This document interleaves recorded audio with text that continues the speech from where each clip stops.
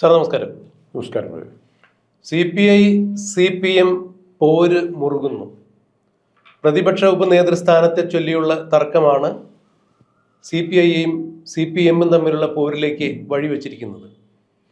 കഴിഞ്ഞ ദിവസം ഒരു പത്രസമ്മേളനത്തിൽ പിണറായി വിജയൻ തുറന്നടിച്ചു, പ്രതിപക്ഷ നേതാവ് എന്ന രീതിയിൽ എൻ്റെ ഒരു കത്തുണ്ട് എന്നുണ്ടെങ്കിൽ തീർച്ചയായും പ്രതിപക്ഷ ഉപനേതൃ സ്ഥാനം സ്പീക്കർക്ക് അനുവദിക്കാവുന്നതാണ്. അതിന് ഞാൻ കത്ത് നൽകിയാൽ മതി, അത് ഞാൻ എൻ്റെ സൗകര്യം പോലെ ചെയ്തോളാം, നിങ്ങൾ ബേജാറാകണ്ട എന്നാണ് പിണറായി വിജയൻ മാധ്യമങ്ങളോട് പറഞ്ഞത്. തുടർന്ന് മാധ്യമങ്ങൾ മറ്റൊരു ചോദ്യം കൂടി പിണറായി വിജയനോട് ചോദിച്ചു. CPI ഇതിനു വേണ്ടി നേരത്തെ അവകാശവാദം ഉന്നയിച്ചിട്ടുണ്ടായിരുന്നു, അവർക്കായിരിക്കുമോ പ്രതിപക്ഷ ഉപനേതൃസ്ഥാനം, CPIക്ക് തന്നെ ആയിരിക്കുമോ എന്നുള്ള ചോദ്യത്തിന് തീർച്ചയായും അത് CPMന് അവകാശപ്പെട്ടതാണ്, അവിടെ CPIക്കാണോ മറ്റേതെങ്കിലും കക്ഷികൾക്കാണോ എന്നുള്ളൊരു ചോദ്യം ഉദിക്കുന്നില്ല, തീർച്ചയായും അത് CPMന് അവകാശപ്പെട്ടതാണ്, അതിലൊരു തർക്കമില്ല എന്നാണ് പിണറായി വിജയൻ തീർത്തു പറഞ്ഞത്.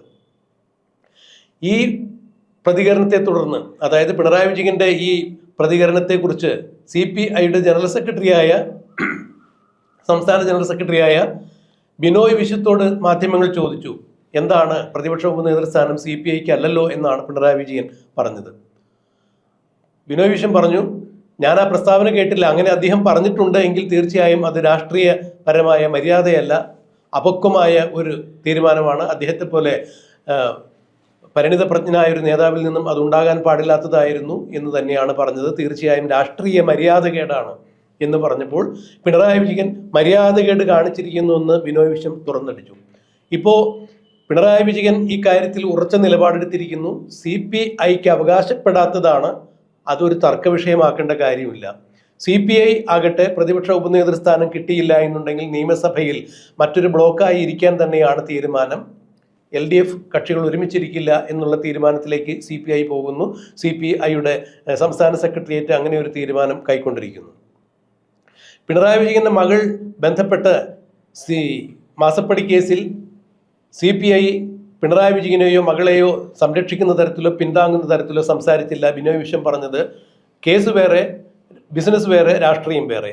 വീണ വിജയൻ CPIയുടെ CPMന്റെ ഭാഗമല്ല, അതുകൊണ്ട് അവരെ ഒരു കാരണവശാലും ന്യായീകരിക്കേണ്ട ആവശ്യം ഞങ്ങൾക്കില്ല, ഞങ്ങൾ അതിന് നിൽക്കില്ല, കേസിന്റെ വഴിക്ക് പോകട്ടെ, ബിസിനസ്സും രാഷ്ട്രീയവും രണ്ടും രണ്ടാണ്. ഇത് പിണറായി വിജയനെ ചൊടിപ്പിച്ചിട്ടുണ്ട് എന്ന് വേണം ഇപ്പോഴത്തെ പിണറായി വിജയന്റെ ഈ തീരുമാനത്തിൽ നിന്നും മനസ്സിലാക്കാൻ. യഥാർത്ഥത്തിൽ CPIയുടെ ലക്ഷ്യം പ്രതിപക്ഷ ഉപനേതൃസ്ഥാനം തന്നെയാണോ, അതോ പോത്തിനിട്ട് ചാരി എരുമയ്ക്ക് അടിക്കുക എന്നുള്ള ഉദ്ദേശത്തോടു കൂടിയാണോ, മറ്റെന്തെങ്കിലും രാഷ്ട്രീയ ലക്ഷ്യം മുന്നിൽ കണ്ടുകൊണ്ടാണോ CPI ഇപ്പോൾ ഇത്തരം ഒരു നീക്കം നടത്തുന്നത് എന്നാണ് പരിണിതപ്രജ്ഞനായ ഒരു രാഷ്ട്രീയ നിരീക്ഷകൻ എന്ന രീതിയിൽ, മുതിർന്ന മാധ്യമ പ്രവർത്തകൻ എന്ന രീതിയിൽ എനിക്ക് രാജ്മോഹൻ സാറിനോട് ചോദിക്കാനുള്ളത്. താങ്കൾ പറഞ്ഞ CPIയുടെ നിലപാട് ശരിയാണോ തെറ്റാണോ എന്നുള്ളത് നമുക്ക് ചർച്ച ചെയ്യേണ്ട ആവശ്യമില്ല. കാരണം രണ്ടുപേരുടെയും പോപ്പുലർ സ്ട്രെങ്ത് അനുസരിച്ച് അഖിലേന്ത്യാ തലത്തിലുള്ള അങ്ങനെ ഒരു ചർച്ച ആവശ്യം വരുന്ന കാര്യമല്ല, ആരായാലും പ്രശ്നമില്ല. പക്ഷെ അതിനേക്കാൾ കൂടുതൽ നമ്മുടെ കേരള രാഷ്ട്രീയത്തിൽ അടുത്ത കാലത്ത് നടന്ന സമാനമായ ഒരു ഉദാഹരണമുണ്ട്. ഉമ്മൻചാണ്ടി സർക്കാരിൻ്റെ കാലത്ത് അഭിപ്രായ വ്യത്യാസം, കെ.എം. മാണിയും ഉമ്മൻചാണ്ടിയായിട്ട് അഭിപ്രായ വ്യത്യാസം ഉണ്ടായപ്പോൾ മുന്നണിയിൽ നിന്നും മാറുകയും സെപ്പറേറ്റ് ബ്ലോക്കായി ഇരിക്കാൻ കേരള കോൺഗ്രസ് തയ്യാറാവുകയും ചെയ്തിട്ടുണ്ട്. പക്ഷേ വീണ്ടും ആ കണക്കുകൂടലൊക്കെ തെറ്റി വീണ്ടും കോൺഗ്രസ് മുന്നിലേക്ക് തിരിച്ചു വന്നു, വീണ്ടും CPM ചേരിയിലേക്ക് പോവുകയാണ് ചെയ്തത്. അപ്പോൾ CPM ചേരിയിലുള്ള ഒരു കക്ഷി ജോസ് കെ മാണി എത്തിയത് അങ്ങനെ ഈ രീതിയിലാണ് എത്തിയത്. വലിയ വലിയ ആവശ്യങ്ങൾ സമൂഹത്തിന് മുമ്പിൽ പറഞ്ഞ് അത് നടത്തിത്തരാൻ ഉമ്മൻചാണ്ടിക്ക് പറ്റിയില്ല, അല്ലെങ്കിൽ ഇപ്പോൾ CPIയുടെ കാര്യത്തിൽ പിണറായി വിജയൻ ഈ ഡെപ്യൂട്ടി സ്പീക്കർ സ്ഥാനം പോലും തരുന്നില്ല എന്ന് പറഞ്ഞ് ജനങ്ങളെയും അണികളെയും സമീപിക്കാനുള്ള ചിലപ്പോൾ ഒരു ഉദ്ദേശം കാണും. പിന്നെ CPIയുടെ രാഷ്ട്രീയ ചരിത്രം പരിശോധിച്ചാൽ ഇടതുപക്ഷ മുന്നണി നിൽക്കുന്ന CPI അല്ലെ അവരോടൊപ്പം നിൽക്കുന്ന CPI എല്ലാ കാലത്തും അവർ, നമ്മൾ ഇംഗ്ലീഷിൽ പഴഞ്ചൊല്ലുണ്ട്, square peg in a round hole, ഒരിക്കലും സെറ്റായി കിടക്കും, മുറി ഇങ്ങനെ ലൂസായിട്ട് കിടക്കുകയുള്ളൂ. അതുപോലൊരു ബന്ധം മാത്രമേ, ലൂസ് ബന്ധം മാത്രമേ CPIയും CPMുമായിട്ട് ഉണ്ടാവുകയുള്ളൂ. കാരണം ആരാണ് വലിയ കമ്മ്യൂണിസ്റ്റ്, ആരാണ് ലെനിൻ്റെ പിന്തുടർക്കാർ, ആരാണ് മാവോസത്തിൻ്റെ പിന്തുടർക്കാരെയാണെന്നുള്ള മത്സരമാണ് ഇവിടെ നടക്കുന്നത്. ഈ പിന്തുടർന്ന മത്സരം എവിടെ എത്തിക്കും എന്നുള്ളതാണ് ഇപ്പോൾ ലേറ്റസ്റ്റായിട്ട് വന്നിരിക്കുന്നത്. ഇപ്പോൾ ഇമ്മീഡിയറ്റ് പ്രൊവോക്കേഷൻ എന്താ? വേണമെങ്കിൽ CPIക്ക് കേരള അസംബ്ലിയിലെ ഡെപ്യൂട്ടി സ്പീക്കർ അല്ലെ ഡെപ്യൂട്ടി ഉപനേതാവ് എന്നുള്ള സ്ഥാനം ഓപ്പോസിഷൻ ലീഡർ എന്നുള്ള സ്ഥാനം വേണം കിട്ടാം. അതിന് അവർക്ക് കൊടുക്കുന്നതുകൊണ്ട് പ്രത്യേകിച്ച് യാതൊരു നേട്ടവും ഉണ്ടാകുന്നില്ല, കോട്ടവും ഉണ്ടാകുന്നില്ല. ഇപ്പോൾ CPI-കാരൻ ഒരാൾ നാളെ ബിനോയ് വിശ്വം തന്നെ അവിടെ വന്നിരുന്നാൽ പോലും വലിയ മാറ്റങ്ങളൊന്നും അതാണ് അതിൻ്റെ ഏറ്റവും പ്രത്യേകത. ഇപ്പോൾ ഒരു ഡെപ്യൂട്ടി ഓപ്പോസിഷൻ ലീഡർ സ്ഥാനം കിട്ടിക്കൊണ്ട്, അതായത് പ്രതിപക്ഷ ഉപനേതൃസ്ഥാനം കിട്ടിക്കൊണ്ട് CPI-ക്ക് അത് വലിയ രാഷ്ട്രീയ നേട്ടമാകുന്നില്ല, പ്രത്യേകിച്ച് ആനുകൂല്യങ്ങളൊന്നും കിട്ടുന്നില്ല. ഒരു മുറി അനുവദിക്കപ്പെട്ട് കിട്ടുമെന്നുള്ളതിനപ്പുറത്തേക്ക് മറ്റ് യാതൊരു തരത്തിലുള്ള പ്രിവിലേജും അതുകൊണ്ട് കിട്ടുന്നില്ല എന്നുള്ളതാണ് പറയാൻ കഴിയുക. അങ്ങനെയെങ്കിൽ ഉപനേതൃസ്ഥാനം, പ്രതിപക്ഷ ഉപനേതൃസ്ഥാനം കിട്ടിയില്ല എന്നുണ്ടെങ്കിൽ നിയമസഭയിൽ ഞങ്ങൾ വേറിട്ടൊരു ബ്ലോക്കിൽ ഇരിക്കും എന്ന് CPI ഒരു സമ്മർദ്ദ തന്ത്രം പ്രയോഗിക്കുമ്പോൾ അക്ഷരാർത്ഥത്തിൽ ഈ പ്രതിപക്ഷ ഉപനേതൃസ്ഥാനം തന്നെയാണോ CPI ലക്ഷ്യമാക്കുന്നത്? മാറിയ രാഷ്ട്രീയ സാഹചര്യത്തിൽ ഇടതുപക്ഷ ജനാധിപത്യ മുന്നണിയിൽ നിന്ന് ഏത് വിധേനയും പുറത്തു ചാടി ഇനി വരും കാലങ്ങളിൽ മറ്റേതെങ്കിലും ശക്തരായ രാഷ്ട്രീയ കക്ഷികളോടൊപ്പം ചേർന്ന് നിന്നുകൊണ്ട് ആ മുന്നണിയിൽ നിന്ന് മത്സരിച്ച് പാർട്ടിക്ക് അധികാരത്തിൽ വരാനുള്ള ശ്രമമാണോ CPI നടത്തുന്നത്? അതിൻ്റെ മുന്നോടിയായിട്ടുള്ള ചില സൂചനകളാണോ ഇപ്പോൾ ബിനോയ് വിശ്വത്തിൻ്റെ പക്കൽ നിന്നുണ്ടായിട്ടുള്ളത് എന്ന് നിരീക്ഷിക്കുന്നതിൽ തെറ്റുണ്ടോ? ഇല്ല, CPIക്ക് കഴിഞ്ഞ കാലത്തുണ്ടായ ചില അനുഭവങ്ങൾ നമ്മൾ മറക്കരുത്. CPIയുടെ കേരള രാഷ്ട്രീയത്തിലെ സുവർണകാലം എന്ന് പറയുന്നത് അച്യുതമേനോനും PK വാസുദേവൻ നായരും ഒക്കെ കോൺഗ്രസ് മുന്നണിയിൽ ചേർന്ന് മുഖ്യമന്ത്രിയും മറ്റ് പ്രധാനപ്പെട്ട വകുപ്പുകളും ഭരിച്ചിരുന്ന കാലത്താണ്. അതാണ് ഏറ്റവും അവരുടെ പ്രധാനപ്പെട്ട കാലം. രണ്ടാമത് CPIയുടെ അഖിലേന്ത്യാ നേതാവായിരുന്ന ഇന്ദ്രജിത് ഗുപ്തയ്ക്ക് കേന്ദ്രമന്ത്രി വരെയാകാൻ പറ്റി. പക്ഷെ അതിനുശേഷം CPM-നെ പ്രയോജനപ്പെടുത്താൻ വേണ്ടി അതെല്ലാം ഉപേക്ഷിച്ച് ഇടതുപക്ഷ ചേരിയിലേക്ക്, ഇടതുപക്ഷം എന്നുള്ള ലേബലാണ്, അങ്ങനെയൊന്നുമില്ല. എന്തെല്ലാമാണോ ഇടതുപക്ഷം എന്നുള്ളത് അതിൻ്റെ എല്ലാം വിരുദ്ധമായ കാര്യങ്ങളും നടന്നുകൊണ്ടിരിക്കുന്നു. ആ ചേരിയിലേക്ക് CPI ഇല്ല. അപ്പോൾ CPIക്ക് അങ്ങനെ മാറേണ്ട ആവശ്യമില്ലായിരുന്നു. പക്ഷെ CPIയും പോലും അങ്ങനെ ഒരു ലെഫ്റ്റ് ഉണ്ടാക്കാം എന്നുള്ള വിശ്വാസത്തിൽ എങ്ങോട്ട് വന്നു? CPM-നോട് ചേർന്നു. അതോടുകൂടി ആ പാർട്ടി കുറേശ്ശെ ഇല്ലാതാകാൻ തോന്നുന്നു. അതായത് ഈ എട്ടുകാലിയുടെ ഒക്കെ കുഞ്ഞുങ്ങൾ കടിച്ചു തിന്നുന്ന പോലെ CPI എന്നുള്ള തള്ള പഴയ ബിംബത്തെ കടിച്ച് സ്വയം ഭക്ഷണം, കുട്ടികൾക്ക് ഭക്ഷണമായി, CPM-ന്റെ അണികൾക്ക് ഭക്ഷണമായി CPI മാറി എല്ലായിടത്തും, പല സ്ഥലത്തും. അപ്പം പക്ഷേ ഫലത്തിൽ CPI-യും ശോഷിച്ചു, ഇടതുപക്ഷവും ചോദിച്ചു, മരത്തിൽ കയറി എത്തിക്കണ്ണി പോലെയായി. അതിനേക്കാൾ കഷ്ടമാവും. ഇനി രണ്ടാമത് ഇപ്പോൾ ഇവർക്ക് എന്ത് നിലപാടെടുക്കാം? ഇനി മറിച്ച് ഇവരുടെ മുമ്പിൽ ഒത്തിരി ഓപ്ഷൻ ഉണ്ടായിരുന്നൊരു കാലം ഉണ്ടായിരുന്നു. ബംഗാളിൽ ഒരു ഓപ്ഷൻ വന്നാണ് തൃണമൂൽ കോൺഗ്രസുമായിട്ട് മുന്നണിയിലേക്ക് വരിക, CPM മുന്നണി വിടുക. അങ്ങനെയാണെങ്കിൽ ഇപ്പോൾ ഇവിടെ കേരളത്തിൽ കിട്ടുന്നതിനേക്കാൾ കൂടുതൽ MLA സ്ഥാനവും മന്ത്രിസ്ഥാനവും MP സ്ഥാനം അന്ന് കിട്ടുമായിരുന്നു. ഇന്ന് തൃണമൂലും പരാജയപ്പെട്ടു. ആ ഓപ്ഷൻ ഉപയോഗിക്കാൻ പറ്റില്ല. ബീഹാറിലും തൃണമൂലും CPI ഒക്കെ ഉള്ള മുന്നണി ഉണ്ടായിരുന്നെങ്കിൽ, ഒരു കോൺഗ്രസ് മുന്നണി ആയിരുന്നെങ്കിൽ 8-10 സീറ്റെങ്കിലും അല്ലെ 5-6 സീറ്റെങ്കിലും കിട്ടിയേനെ. അങ്ങനെ ഒന്നുമില്ലാതെ കേരളത്തിലെ മുക്കിലും മൂലയിലും മാത്രമുള്ള കണ്ണൂർ പോലും അടിതെറ്റുന്ന CPM-ന്റെ കൂടെ എത്ര നാൾ CPIക്ക് നിൽക്കാൻ പറ്റും? CPI കാണുന്നുണ്ട്. നിങ്ങൾ CPI കുഞ്ഞുകൃഷ്ണനും ഗോവിന്ദനും ഒക്കെ മറ്റേ ഇങ്ങനെ സുധാകരനൊക്കെ പുറത്തായി പോയിട്ട് അവർക്ക് കിട്ടുന്ന ജനസ്വീകാര്യത എന്താണെന്ന് കാണുന്നുണ്ട്. അതാണ് ഏറ്റവും അതിൽ പ്രധാനപ്പെട്ട ഒരു കാര്യം. കാരണം ഈ CPM എന്ന പ്രസ്ഥാനം വേരുറപ്പിച്ച അല്ലെങ്കിൽ പൊട്ടിമുളച്ച സ്ഥലങ്ങളിൽ, ഇപ്പോൾ ആലപ്പുഴയും പുന്നപ്രവയലാറും അതുപോലെ പയ്യന്നൂരും ഒഞ്ചിയത്തും ഒക്കെ CPM-നെ സംബന്ധിച്ചിടത്തോളം കാലിടറുന്ന കാഴ്ചയാണ് കണ്ടത്. CPM-ൽ നിന്ന് തന്നെ CPM-ന്റെ വിമത സ്ഥാനാർത്ഥിയായി മത്സരിച്ച ആളുകളാണ് ഇപ്പോൾ സാറ് പറഞ്ഞതുപോലെ വി കുഞ്ഞികൃഷ്ണനും അതുപോലെ TK ഗോവിന്ദനും G സുധാകരനും എല്ലാം. അപ്പോൾ അവർ CPM വിട്ടുപോയിട്ടും അവരുടെ ജനസ്വീകാര്യത അവർ വീണ്ടും ജനങ്ങൾ ചേർത്ത് പിടിച്ചിരിക്കുന്നു എന്ന് കാണുമ്പോൾ നാളിത്രയായിട്ടും CPM-നോട് ചേർന്ന് നിന്ന് CPI നേരത്തെ സാറ് സൂചിപ്പിച്ചതുപോലെ എട്ടുകാലി തൻ്റെ കുഞ്ഞുങ്ങളെ ഭക്ഷിക്കുന്നത് പോലെ CPM എന്ന പ്രസ്ഥാനത്തോട് ചേർന്ന് CPI ക്ഷയരോഗിയായി മാറുന്ന ഒരു കാഴ്ചയാണ് കണ്ടുകൊണ്ടിരിക്കുന്നത്. ഇതിൽ നിന്നും ഇവർ ഒരു പുനർവിചിന്തനം നടത്തിയിട്ടുണ്ടോ എന്നുള്ളതാണ് ഇപ്പോഴത്തെ ഇവരുടെ ഈ ചുവടുമാറ്റം കാണുമ്പോൾ സംശയം തോന്നുന്നത്. CPIക്ക് എങ്ങനെയെങ്കിലും ഒരു റിലവൻറ്റ് പൊളിറ്റിക്കൽ പാർട്ടിയായിട്ടൊക്കെ ഇന്ത്യയിലെ രാഷ്ട്രീയത്തിൽ നിന്നാൽ കൊള്ളാമെന്ന് ആഗ്രഹമുണ്ട്. CPM-ലെ പല നേതാക്കൾക്കുണ്ട്. പക്ഷേ CPM-ന്റെ പരമാധികാരിയായ ആയത്തുള്ള ഖൊമേനിയായ ഇദ്ദേഹത്തിന് പിണറായി വിജയൻ അങ്ങനെയൊന്നും വേണമെന്നില്ല എന്നാണ് അദ്ദേഹത്തിൻ്റെ പ്രവൃത്തി കാണുമ്പോൾ തോന്നുന്നത്. അദ്ദേഹത്തിന് പിണറായി വിജയനെ സംബന്ധിച്ചിടത്തോളം ഇപ്പോൾ എന്താണ്, ബംഗാളിൽ 30 വർഷത്തിലേറെ ഭരിച്ചു, CPM ഭരിച്ചപ്പോൾ അവിടെ ബംഗാളിൽ ഈ പാർട്ടി പൊടി പോലും ഇല്ല കണ്ടുപിടിക്കാനെന്നുള്ള അവസ്ഥയിലേക്ക് എത്തി. ത്രിപുരയിലും അവസ്ഥ മറ്റൊന്നല്ല. ഇപ്പോൾ 10 വർഷക്കാലം പിണറായി വിജയൻ കേരളത്തിൽ അടുപ്പിച്ച് ഭരിച്ചു കഴിഞ്ഞപ്പോൾ കേരളത്തിലും ഏതാണ്ട് CPMൻ്റെ അവസ്ഥ അങ്ങനെയായി. കാരണം രണ്ടാം പിണറായി വിജയൻ സർക്കാർ ഭരിക്കുമ്പോൾ 99 സീറ്റോടുകൂടി അധികാരത്തിൽ വന്ന ഒരു പ്രസ്ഥാനത്തിന് ഇപ്പോൾ കേവലം 35 സീറ്റിലേക്ക് ഒതുങ്ങേണ്ടി വന്നു. അവിടെ തന്നെ 8 സീറ്റ് CPIയുടേതാണ്. ഇവിടെ എടുത്തു പറയേണ്ട കാര്യം, തെരഞ്ഞെടുപ്പിൽ ജയപരാജയങ്ങളുണ്ടാകും, പക്ഷെ ഇത്രത്തോളം ഒരു ദയനീയമായൊരു പരാജയത്തിലേക്ക് 10 വർഷം അധികാരത്തിലിരുന്ന ഒരു പാർട്ടിക്ക് മാറേണ്ടി വരുമ്പോൾ അത് വലിയ നാണക്കേടാണ്. മാത്രമല്ല, പാർട്ടി കൊടികുത്തിവാണ്, പാർട്ടിയുടെ ചെങ്കോട്ട എന്ന് പറയുന്ന ഇടങ്ങളിലാണ് പാർട്ടിയുടെ തന്നെ വിമത സ്ഥാനാർത്ഥികളെ കൊണ്ട് പാർട്ടിക്ക് കനത്ത പ്രഹരം ഏൽക്കേണ്ടി വന്നത്. ഇതിൽ നിന്നും പാഠം ഇനിയും CPMന് പഠിക്കാൻ സാധിച്ചിട്ടില്ല എന്നുള്ളത് CPI മനസ്സിലാക്കിയിരിക്കുന്നു. ഇപ്പോഴും വലിയേട്ടൻ മനോഭാവത്തിന് യാതൊരു കുറവുമില്ല. പിണറായി വിജയന്റെ ധാർഷ്ട്യത്തിനും അഹങ്കാരത്തിനും മുഖ്യമന്ത്രി പദം നഷ്ടമായതുകൊണ്ടോ പ്രതിപക്ഷ നേതാവായതുകൊണ്ടോ അതിൽ നിന്നും യാതൊരു മാറ്റം വരുന്നില്ല. ഒരു ചർച്ചയ്ക്ക് പോലും ഇതിന് സാധ്യതയില്ല എന്ന് പറഞ്ഞ് വാതിൽ കൊട്ടിയടയ്ക്കുന്ന ആ ഒരു അനുഭവം CPIക്കുണ്ടായി. അത് മുഖത്തേറ്റ വലിയൊരു അടി തന്നെയായി അവർ മനസ്സിലാക്കുന്നു. ഇവിടെ കൂട്ടി വായിക്കപ്പെടേണ്ടത് അടുത്ത കാലത്തുണ്ടായ ഈ മാസപ്പടി വിവാദവുമായി ബന്ധപ്പെട്ട് ബിനോയ് വിശ്വത്തിന്റെ കൃത്യമായൊരു നിലപാട്, അതായത് നട്ടലുയർത്തി നിന്നുകൊണ്ട് തന്നെ ബിനോയ് വിശ്വം ഈ കാര്യത്തിൽ പറയുന്നു, ആദ്യമായിട്ട് ഈ കാര്യത്തിൽ പറയുന്നു, കേസ് വേറെ, ബിസിനസ് വേറെ, രാഷ്ട്രീയം വേറെ.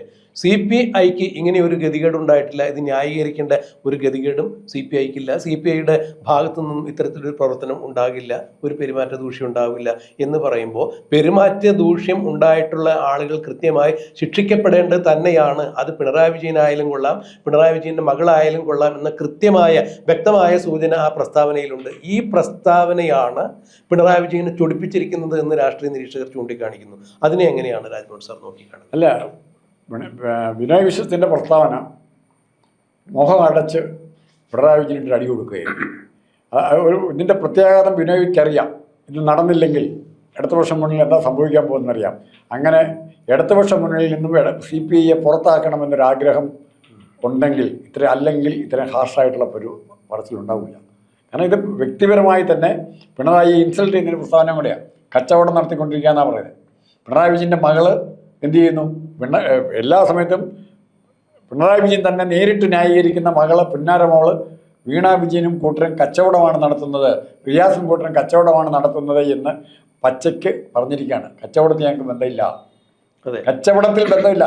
ഒരു മർച്ചന്റ് അസോസിയേഷൻ ആയിട്ടാണ് ആര് മാറുന്നത്? CPM മാറിക്കൊണ്ടിരിക്കുന്നത്. അപ്പം അത്തരം കച്ചവടത്തിൽ ഞങ്ങൾക്ക് ബന്ധമില്ല എന്ന് പറയുന്നതിൻ്റെ അർത്ഥം അതിനോട് ഗുഡ് ബൈ പറയാനാണ്. പക്ഷെ ഒരു പ്രശ്നം ഇവിടെ ഞാൻ കാണുന്നൊരു സാങ്കേതിക പ്രശ്നം, ഇപ്പം UDFന് അധികം ആളെ ഉൾക്കൊള്ളാനുള്ള ഇടമില്ല, സ്പേസ് ഇല്ല. CPIക്കാർക്കെല്ലാം സീറ്റ് കൊടുക്കാനോ, കാരണം ഭൂരിഭാഗം സീറ്റുകളും ഇവർ ജയിച്ചിരിക്കുന്നത്, UDF ജയിച്ചിരിക്കുന്നുണ്ട്. പിന്നെ കുറേ സീറ്റുകളേ ഉള്ളൂ. ഇനി CPIക്ക് മനസ്സിലാക്കേണ്ടിയിരുന്നൊരു കാര്യം, ഇനിയെങ്കിലും ചിന്തിക്കുമ്പം കാര്യമായിട്ട് ചിന്തിച്ചിരുന്നെങ്കിൽ CPIയും കൂടെ പ്രധാനപ്പെട്ട സമയത്ത് ഈ വിവാദങ്ങളെല്ലാം ഉണ്ടായപ്പോൾ ഇടതുപക്ഷ മുന്നണി ഈ കെയർ ഓഫിൽ തന്നെ വിട്ടുപോകുന്നിട്ട് കോൺഗ്രസ് UDFനോട് ചേർന്നിരുന്നെങ്കിൽ CPMന് എത്ര MLAമാർ സഭയെ കാണുമായിരുന്നു. അല്ല, തീർച്ചയായും അതിൻ്റെ രാഷ്ട്രീയ സാധ്യതകൾ വിനിയോഗിച്ചില്ല എന്നുള്ളത് തന്നെയാണ് ഇപ്പോൾ ഇപ്പോൾ സാർ ഉൾപ്പെടെയുള്ള രാഷ്ട്രീയ നിരീക്ഷകർ ചൂണ്ടിക്കാണിക്കുന്നത്. കാരണം ഈ പിണറായി വിജയൻ്റെ മകൾക്കെതിരെയും ഗുരുതരമായ അഴിമതി ആരോപണങ്ങൾ വരുന്നു. വെറും ആരോപണങ്ങളല്ല, ആദായനികുതി വകുപ്പിൻ്റെ ഇൻട്രീം സെറ്റിൽമെൻറ്റ് ബോർഡിൻ്റെ റിപ്പോർട്ടിൽ പറഞ്ഞ പോലെ പല കാര്യങ്ങൾ, വീണ വിജയൻ്റെ അന്വേഷണവുമായി ബന്ധപ്പെട്ട് അവിടെ നിന്ന് കിട്ടിയ പല തെളിവുകളും. അപ്പോൾ ഈ കഴിഞ്ഞ ദിവസം പിണറായി വിജയൻ തന്നെ ഒരു കാര്യം സൂചിപ്പിക്കുകയുണ്ടായി. ഈ പറയുന്ന എമൗണ്ടൊക്കെ, അതായത് നിങ്ങൾ പറയുന്ന പ്രകാരം പറഞ്ഞു കേൾക്കുന്ന എമൗണ്ട് വളരെ ചുരുങ്ങിയ ഒരു സംഖ്യയാണ്. അത് 20 കോടി രൂപയാണ് ഫ്രീസ് ചെയ്തിരിക്കുന്നത്. 20 കോടി രൂപ വീണ വിജയൻ്റെ ബാങ്ക് അക്കൗണ്ട് ഫ്രീസ് ചെയ്തിരിക്കുന്നു. 85 ലക്ഷം രൂപ അവർ വിദേശത്തേക്ക് അയച്ചിരിക്കുന്നു. ഇതൊക്കെ പിണറായി വിജയനെ സംബന്ധിച്ചിടത്തോളം ചെറിയൊരു തുകയാണെന്ന് പറയുമ്പോൾ യഥാർത്ഥത്തിൽ അന്നാന്ന് പണിക്ക് പോയി കഴിഞ്ഞുകൂടുന്ന തൊഴിലാളി വർഗത്തിൻ്റെ പാർട്ടി എന്നാണല്ലോ ഈ പാർട്ടി വിശേഷിപ്പിക്കുന്നത്. അങ്ങനെയാണെങ്കിൽ ഈ കൂലിത്തൊഴിലാളികൾ, അതായത് അന്നന്ന് പണിക്ക് പോയി കഴിയുന്ന ആളുകളെ സംബന്ധിച്ചിടത്തോളം 20 കോടി രൂപ എന്ന് പറഞ്ഞാൽ അവൻ്റെ എത്ര ജന്മത്തിൻ്റെ സ്വപ്നമായിരിക്കും, ആലോചിക്കാൻ പോലും പറ്റില്ല. അപ്പോൾ അങ്ങനെയാണെന്നുണ്ടെങ്കിൽ അത്തരക്കാരെ പോലും ബോധ്യപ്പെടുത്താൻ പിണറായി വിജയന് സാധിക്കുന്നില്ല. ഇതൊരു നിസ്സാര എമൗണ്ട്. നമ്മളൊക്കെ വെറും കപ്പലണ്ടി വാങ്ങിക്കാൻ 10 രൂപ കൊടുത്ത് ഒരു കൂട് കപ്പലണ്ടി വാങ്ങിക്കുന്ന അതേ ലാഘവത്തോടു കൂടിയാണ് പിണറായി വിജയൻ പറയുന്നത്. അങ്ങനെ വരുമ്പോഴാണ് അതിൽ ഏറ്റവും കൂടുതൽ ഞെട്ടലുളവാക്കുന്നത്. കാരണം പിണറായി വിജയൻ എന്ന് പറയുന്ന ഒരു കമ്മ്യൂണിസ്റ്റുകാരന് 20 കോടി രൂപ അല്ലെങ്കിൽ 20 കോടി 85 ലക്ഷം രൂപ 21 കോടി രൂപ നിസ്സാരമാണ് എന്ന് പറയുമ്പോൾ അദ്ദേഹം അതിനേക്കാൾ ഉപരി വലിയ വലിയ കോടികൾ കണ്ടിരിക്കുന്നു, അല്ലെങ്കിൽ അത്രയും വലിയ കോടികളുടെ അധിപനാണ് എന്നുള്ളൊരു രഹസ്യമായിട്ടുള്ള ഒരു സന്ദേശം അതിൽ അടങ്ങിയിരിക്കുന്നില്ലേ? അല്ല, അതിനകത്ത് ഒത്തിരി അപകടങ്ങൾ ഒത്തിരി ഉണ്ട്. CPM-ഉം CPM കൂടെ കൂടുതൽ മുന്നോട്ട് പോയാൽ ഇപ്പം കാർന്ന് തിന്നുകയാണ് CPM അണികളുടെ ഒരു ലൈസൻസ് കൊടുത്തിട്ടുണ്ട് അവർക്ക്. തങ്ങൾ വിരിക്കുന്ന പോലെ, അതായത് നേതാക്കന്മാർ കാശുണ്ടാക്കുന്ന പോലെ എത്ര താഴെത്തട്ടുള്ള നേതാവിന് അവർക്ക് പറ്റുന്ന രീതിയിൽ കാശുണ്ടാക്കാം. അത് പാർട്ടിയിലൊന്നും മുഴുവൻ ഏൽപ്പിക്കണമെന്നില്ല, മുഴുവൻ കണക്കും കൊടുക്കണമെന്നില്ല. ധനരാജിന് രക്തസാക്ഷി കൊണ്ടുവരെ നമ്മുടെ മുമ്പിൽ ഉദാഹരണം കിടക്കാം. ഈ കൾച്ചർ കുറേശ്ശെ CPI-യുടെ അണികളിലേക്കും ബാധിക്കുന്നുണ്ട്, പകരുന്നുണ്ട്.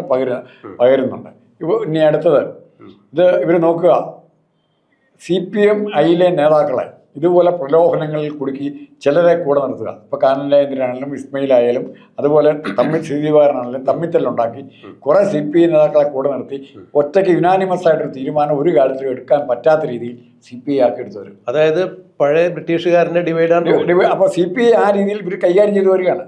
അപ്പോൾ അത് ഇപ്പം തിരിച്ചറിഞ്ഞിട്ടുണ്ടെങ്കിൽ ബിനോയ് വിശ്വം ഇപ്പോഴെങ്കിലും അത് തിരിച്ചറിഞ്ഞിട്ടുണ്ട്. എൻ്റെ ഏറ്റവും ഒരു നല്ല സുഹൃത്താണ് ബിനോയ് വിശ്വം. അപ്പോൾ അദ്ദേഹം ഇത് ഇപ്പം തിരിച്ചറിഞ്ഞിട്ടുണ്ടെങ്കിൽ തീർച്ചയായിട്ടും അദ്ദേഹത്തിന് ബോൾഡായിട്ട് ചില തീരുമാനം എടുക്കണം. അല്ല, ഈ തിരിച്ചറിവ് എന്ന് പറയുന്നത് കേവലം തിരിച്ചറിവിലേക്ക് ഒതുങ്ങി നിൽക്കാതെ തിരിച്ചറിവിൽ നിന്ന് ഒരു നടപടിയിലേക്ക് നീങ്ങുക എന്നുള്ളത് തന്നെയല്ലേ അതിലേക്ക് എത്തുന്നത്. അല്ലെങ്കിൽ കാര്യമില്ല, ആ നിലപാടിലേക്ക് എത്തുന്നില്ല കാര്യമില്ല. ഇവിടെ CPI-ക്ക് ഇത്തിരി ആരോഗ്യം ഉണ്ടെന്ന് നമുക്ക് തോന്നുന്നത് വളരെ അടുത്ത നാളിലുണ്ടായ സെക്രട്ടറിമാരിൽ ചന്ദ്രപ്പനാണ്. ചന്ദ്രപ്പന്റെ കാലത്ത് CPM ഇങ്ങനെ സംസാരിക്കില്ലായിരുന്നു. ചന്ദ്രപ്പൻ വെളിയം ഭാർഗവന്റെ കാലത്തും സംസാരിക്കില്ലായിരുന്നു. പക്ഷേ പിന്നീട് വന്ന ഇവരെ വെറും കോൺഗ്രസുകളിലെ മറ്റു പാർട്ടികളിലെ ഗ്രൂപ്പ് നേതാക്കളെ പോലെ ദിവാകരനെയും ഇസ്മയിലിനെയും കാനന്ദരാജേന്ദ്രനെയും എല്ലാം കൈകാര്യം ചെയ്യാൻ ആർക്ക് പറ്റി? പിണറായി വിജയന് പറ്റി. ഏതെങ്കിലും ഒരു വിഭാഗം എപ്പോഴും അവരുടെ തല പിണറായിയുടെ കക്ഷത്തിലായിരിക്കും. അങ്ങനെ ഒരു സാഹചര്യത്തിൽ CPI ഇല്ലായ്മ ലിക്വിഡേറ്റ് ചെയ്യാം, അതന്നെ ഉദ്ദേശം. ശ്രീധീവാരൻ ഈ ഇലക്ഷന്റെ കാലത്തൊക്കെ ചില വെടികളൊക്കെ അല്ലായിരുന്നു. ഇപ്പോൾ ശ്രീധീവാരനൊക്കെ നാളെ CPI മാറിയില്ലെങ്കിലും അടുത്ത CPI-യിൽ നിന്ന് പോരും. പക്ഷെ കോൺഗ്രസിന് ഇപ്പോൾ പ്രശ്നം എന്തെന്ന് പറഞ്ഞാൽ ഇവർക്ക് MLA-മാരൊക്കെ ആയിരുന്നവർക്ക് എന്തെങ്കിലും നല്ല സ്ഥാനങ്ങൾ കൊടുക്കാൻ ഇവിടെ സ്പേസ് ഇല്ല, അക്കോമഡേറ്റ് ചെയ്യാൻ സ്പേസ് ഇല്ല. അതാണ് ഇവിടുത്തെ ബുദ്ധിമുട്ട്. അതുകൊണ്ട് താങ്കൾ പറഞ്ഞതുപോലെ CPI-യുടെ മുമ്പിലുള്ള ചോയ്സ് നിയമസഭയിൽ ഒറ്റയ്ക്കിരുന്ന കാര്യമായ നിയമസഭാ പ്രവർത്തനങ്ങൾ നടത്തുക, ഗവൺമെൻറ്റിനെ വിമർശിക്കുന്നിടത്ത് വിമർശിക്കുക. സമരം ചെയ്യാനുള്ള ശക്തിയില്ല, അതുകൊണ്ട് ഞങ്ങൾ അത് തന്നെ തുറന്നു പറയണം. സമരം ചെയ്യാൻ ഇപ്പോൾ ഞങ്ങൾക്ക് ശക്തിയില്ല, പക്ഷേ ആശയപരമായി വിമർശിക്കാൻ മറ്റേത് നേതാവിനേക്കാൾ കൂടുതൽ കഴിവുള്ളവർ CPI-യിലുണ്ട്. കാര്യങ്ങൾ പറയാൻ, വസ്തുതകൾ പറയാൻ. അല്ല, ഒരു പ്രതിച്ഛായ സംരക്ഷണത്തിനെങ്കിലും അത് സാധ്യമാകും. അത് അങ്ങനെ 6 മാസം 1 വർഷം നിന്ന് കഴിയുമ്പോൾ കേരളത്തിൻ്റെ രാഷ്ട്രീയം വീണ്ടും മാറും. മാറ്റങ്ങൾക്ക് സാധ്യതയുണ്ട്. അതുപോലെ തന്നെ നമ്മൾ ഉദ്ദേശിക്കുന്നവരല്ല, ഒരു ടീം കൂടെ മോഡി ജയിക്കാന്നുണ്ടെങ്കിൽ കോൺഗ്രസിൽ പൊട്ടിത്തെറി ഉണ്ടാകും. അവിടെ കോൺഗ്രസ് പിന്നെ CPM-ൽ ഒരു വിഭാഗം ചിലപ്പോൾ ഏത് സമയത്തും ഇപ്പോഴും ഇനി പാർട്ടി വിട്ടു പോരാം, അവരുമായിട്ട് CPI-ക്ക് യോജിക്കാം. ഇപ്പുറത്ത് കുഞ്ഞികൃഷ്ണനുണ്ട്, ഗോവിന്ദനുണ്ട്, രമയുണ്ട്, സുധാകരനുണ്ട്. അങ്ങനെ കമ്മ്യൂണിസ്റ്റ് പശ്ചാത്തലം CPM വരെയുണ്ട്. കമ്മ്യൂണിസ്റ്റ് പശ്ചാത്തലമുള്ളവർ കോൺഗ്രസുമായി സഹകരിച്ച് ഒറ്റക്കെട്ടായി നിൽക്കുന്ന ഒരു സാഹചര്യത്തിലേക്ക് ഒരു യഥാർത്ഥ ഇടതു മുന്നണിയായിട്ട് രൂപപ്പെടുത്താൻ പറ്റിയാൽ ഉറപ്പായിട്ടും പറയുന്നു കേരളത്തിൻ്റെ രാഷ്ട്രീയ ഭാവിയും സാമ്പത്തിക ഭാവിയും സാമൂഹിക സുരക്ഷിതത്വവും വർദ്ധിക്കും, വിജയിക്കും. അത് വലിയ കാലതാമസമില്ലാതെ നമുക്ക് ഇടതുപക്ഷത്തിലൊരു പൊട്ടിത്തെറി ഉണ്ടാകും. CPI വേണം എന്നുണ്ടെങ്കിൽ മുന്നണി വിട്ട് പുറത്തു പോകാനുള്ള ഒരു സാധ്യത കൂടി ഇതിലൂടെ നമുക്ക് കാണാൻ സാധിക്കുന്നുണ്ടോ? തീർച്ചയായിട്ടും. CPI-ക്ക് അല്ലാതെ എന്ത് മാർഗം? ഒന്ന്, ഇനി കാത്തിരിക്കാൻ 5 വർഷമെങ്കിലും CPI ഈ രീതിയിൽ പോകണം. ഈ പിണറായി വിജയൻ്റെ നിയന്ത്രണത്തിലുള്ള CPM ആണെങ്കിൽ ഓരോ സ്ഥലത്തും ചവിട്ട് മാത്രമായിരിക്കും അവർ കിട്ടിക്കൊണ്ടിരിക്കുന്നത്. അല്ല, അവശേഷിച്ച CPM-ഉം തീരും, ഈ CPI-യും തീരും. അപ്പോൾ തീർച്ചയായും CPI-യുടെ മുന്നിൽ ഒരു നിർണായകമായ ഒരു പ്രതിസന്ധിയാണ് വന്നുവിട്ടിരിക്കുന്നത്. ഇതിനെ ചൂണ്ടിക്കാണിച്ചുകൊണ്ട് അവർക്ക് തീർച്ചയായും സ്വതന്ത്രമായ നിലപാടെടുക്കാനുള്ള ഒരു അവസരമാണ്.